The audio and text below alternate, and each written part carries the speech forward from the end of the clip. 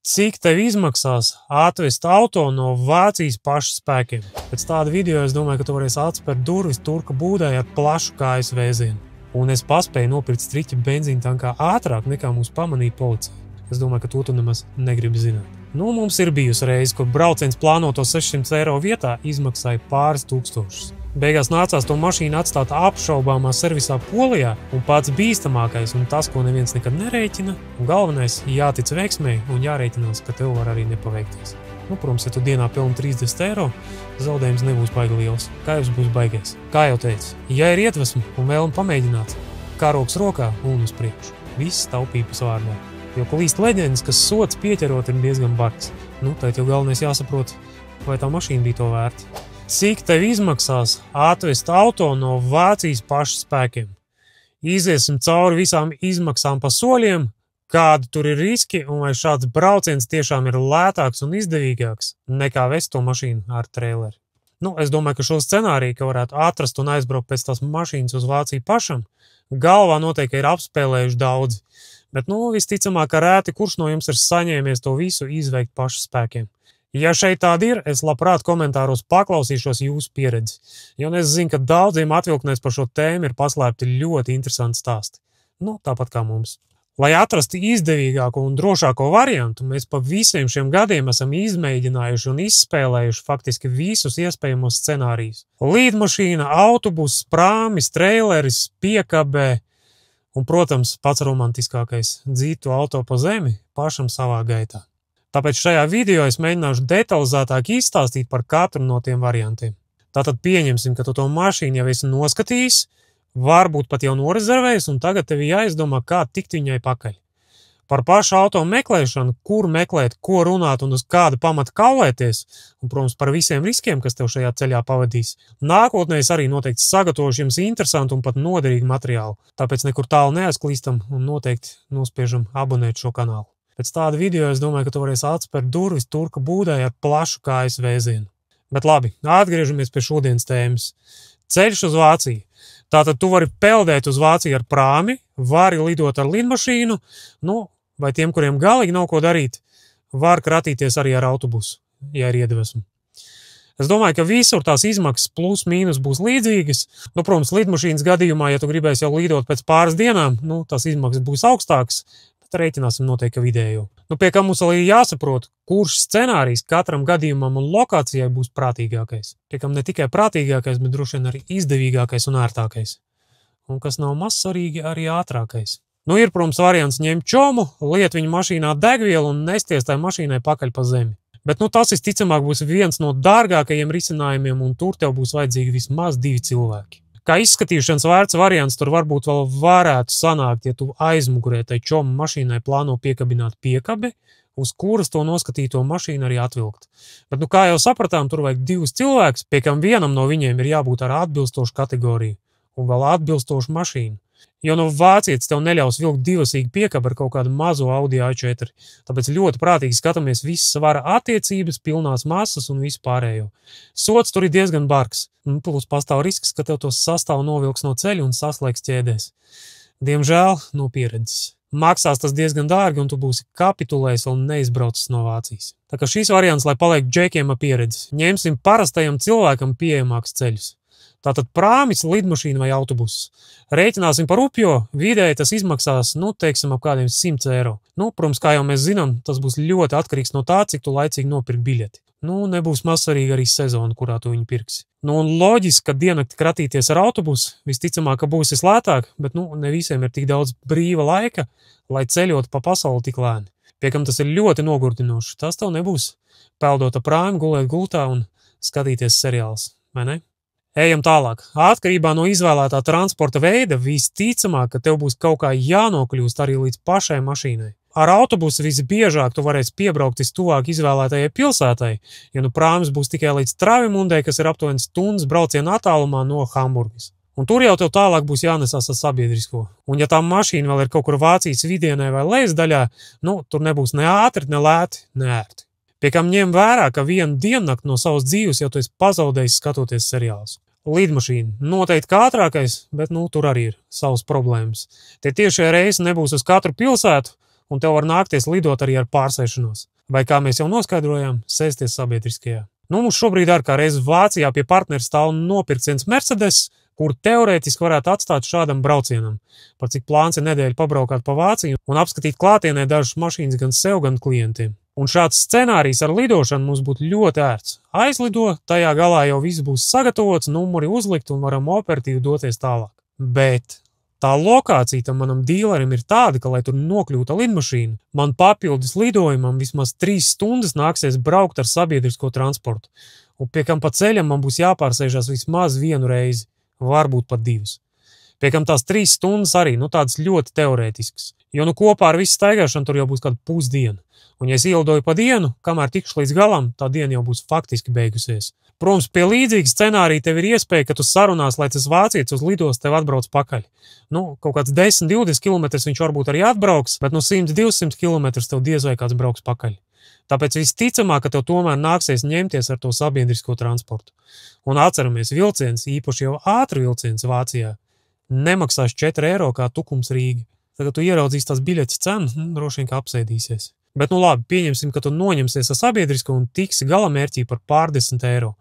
Tātad rūpīgi kāds 100-150 eiro ar visu lidmašīnas biļeti un esi galā. Protams, jau viss gludi. Pagaidām nav slikti, vai ne? Kāds 100-150 eiro un esi galā. Lai mums būtu vieglāk rēķināt, ņemsim kādus 120 eiro. Tad jau galvenais jāsaprot, vai tā mašīna bija to vērta. Bet, kā jau minēju, par šito citā stāstā. Tagad, lai legāli piedalītos satiksmē, tev vajadzēs tranzīta numurus. Tos, ja tu pirksi to mašīnu no autohausa, gan jau tev palīdzēs uztaisīt arī par kādiem 100-150 eiro. Bet, ja tu pērci no privātā, tā ķēpa jau tur būs lielāka. Privātai jums numuru izņemšana ir jāpierakstās, reizēm pat nedēļu iepriekš. Pie kam tev ir jācer, ka viņš būs gatavs viņus paņemt uz sevi. Jo tev pašam bez pieraksta Vācijā tos numurus nemaz nedos. Īpaši jau mazajās pilsētās. Dažās lielākajās pilsētās, protams, var meklēt kaut kādus krievalodīgos vai turkus. Tie to gan jau kā palīdzēs arī bez tā pieraksta sakārtotos numurus. Bet jau ar savu interesi. Es varu pačukstēt, ka dzeltenos numurus ar visu apdrošināšanu iestaigātās taciņās mēs ņemam pa kādiem 70-80 eiro. Bet tās taciņas, protams, nav tik daudz un viņas nav visās pilsētās. Kaut kur tie numuri maksās 100 eiro, ir pat bijis, ka svešā pilsētā es priecīgs, ka knapi izmaina viņas pa 150 eiro. Bet tur arī ir nianses. Tie dzeltenie numuri teorētiski nav tranzīta numuri. Es gan visu mūžu ar viņiem braucis un viss man ir bijis kārtībā, bet īsti pareizi tas arī nav. Un tas ir vēl viens risks, ar ko tev vajadzēs rēķināties. Jo klīst leģendas, ka sots pieķerot ir diezgan bargs. Tāpēc pareizāk un drošāk būs ņemt sarkanos eksporta numurus. Tos tu dabūs arī bez pieraksta, jo viņi tam ir paredzēti. Bet tie vairs nemaksās 100 eiro un arī ne 150.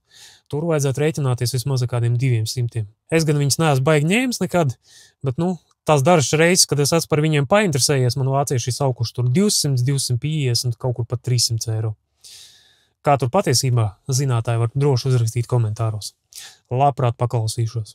Protams, taupības nolūkos tu var braukāt apkārt un meklēt, kur viņas taisa lētāk, bet tērēt degvielu, lai finālā ietaupītu 10 eiro, arī nebūs īsti loģiski, vai ne? Pie kam tev vēl nemaz nav ar ko braukt, un parasti tu esi priecīgs, ka vispār tos numurus sakārtoji, nevis paliks stāvot uz ielas. Un atceries, vācietis arī nealks paņemt tos numurus uz sevi, jo visi fotoradari sodi loģiski, ka nāks uz viņu. Tātad 120 eiro mēs vidēji paņemam ceļu uz Vāciju, vēl 100 par numuriem ar risku vai kā 200 eiro bez riska. Ņemsim vidējo, 150 eiro. Tātad kopā 270 eiro. Laižam tālāk. Viesnīca.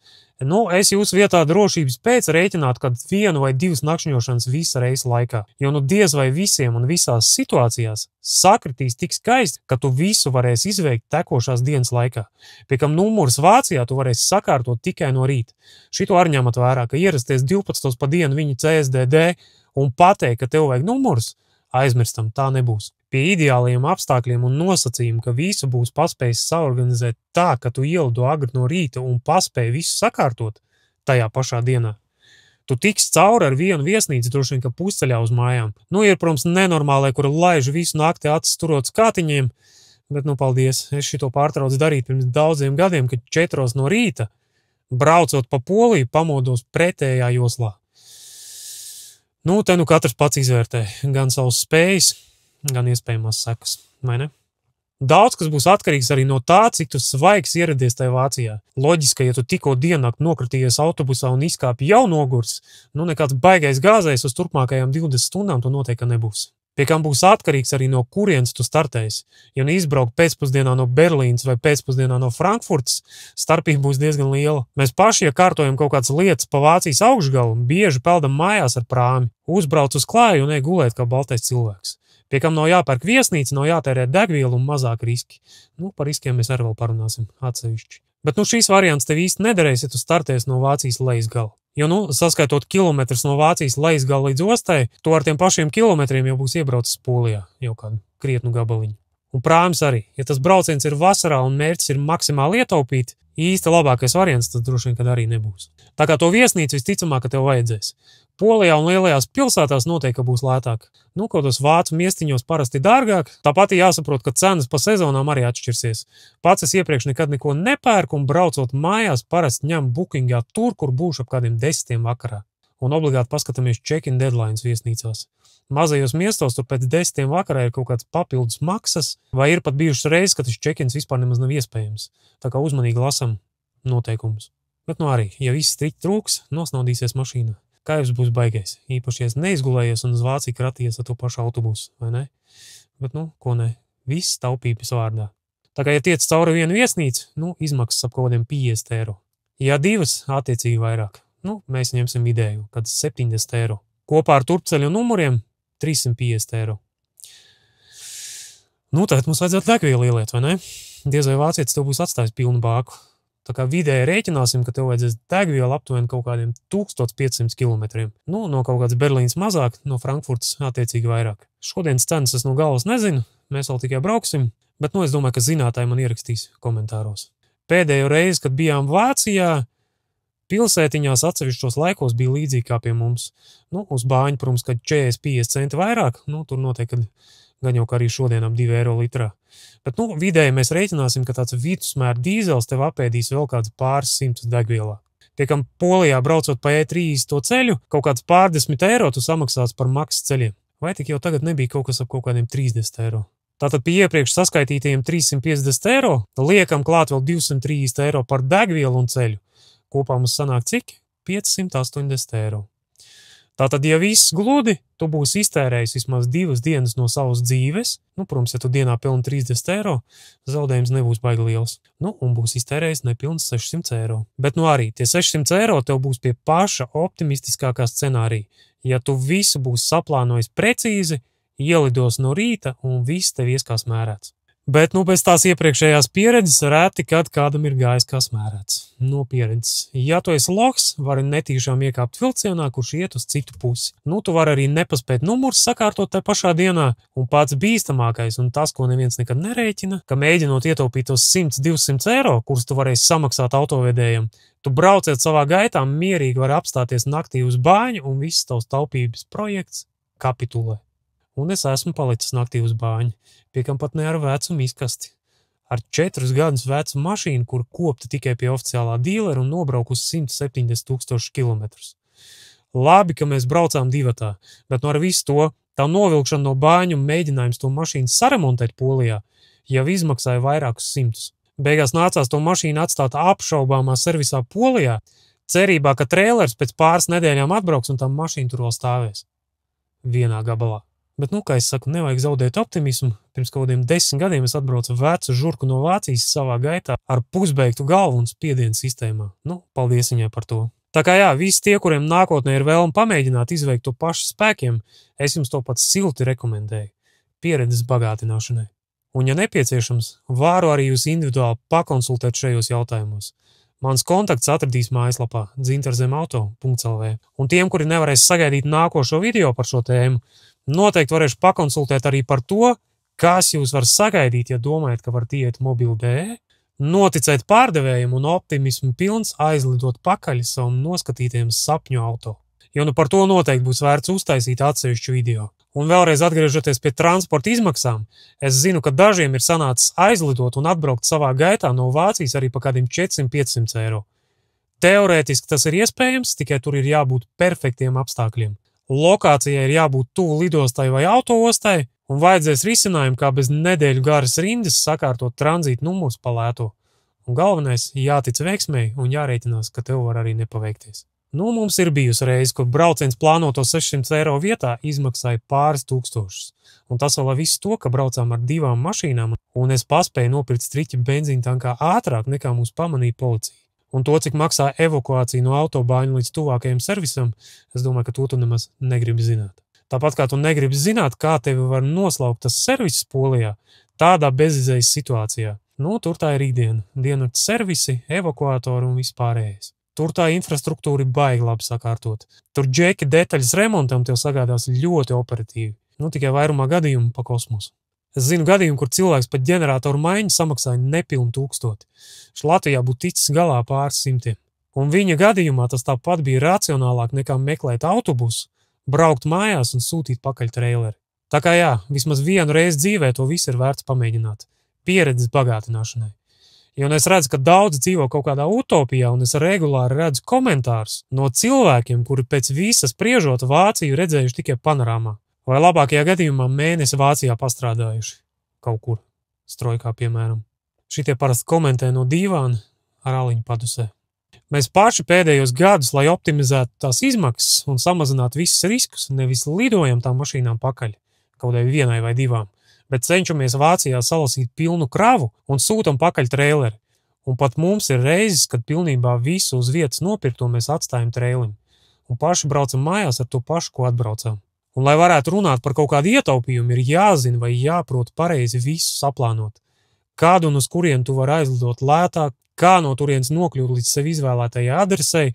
Nu, kaut kāds dažas reizes es pat esmu ņēmis Boltu, kas ir bijis ātrāk un izdevīgāk nekā braukt ar taksi vai sabiedrisko. Pie kam jāsaprot, kur un pat cik tu ņemsi tos numurus, vai tev kāds viņus palīdzēs sakārtot tekošajā dienā vai vismaz nākošajā dienā. Ja nu kā jau noskaidrojam, privātajiem tur būs jāpierakstās, reizēm pat kādu nedēļu iepriekš. Tas pašas viesnīcas cenas tais plānotajās lokācijās arī ir vērts papētīt iepriekš. Kā es saku, kaut kur varbūt ar koplietošanas troņiem tu pārnakšņos arī pa kādiem 30 eiro, bet nu pilnīgi noteikti būs kaut kādas vietas, kur tu vasarā zem 80 eiro var nemaz bookingu nevērt vaļā. Un kamēr tev nav tie numuri, tev arī nebūs baigie varianti braukāt kaut kur un kaut ko meklēt lētāku. Kā jau teicu, ja ir iedvesma un vēlme pamēģināt, karoks rokā un uz priekšu. Bet ja pēc šī visa video tu saprati, ka tas viss nav priekš tevis, droši dod ziņu. Dzintarzemauto.lv. Paldies!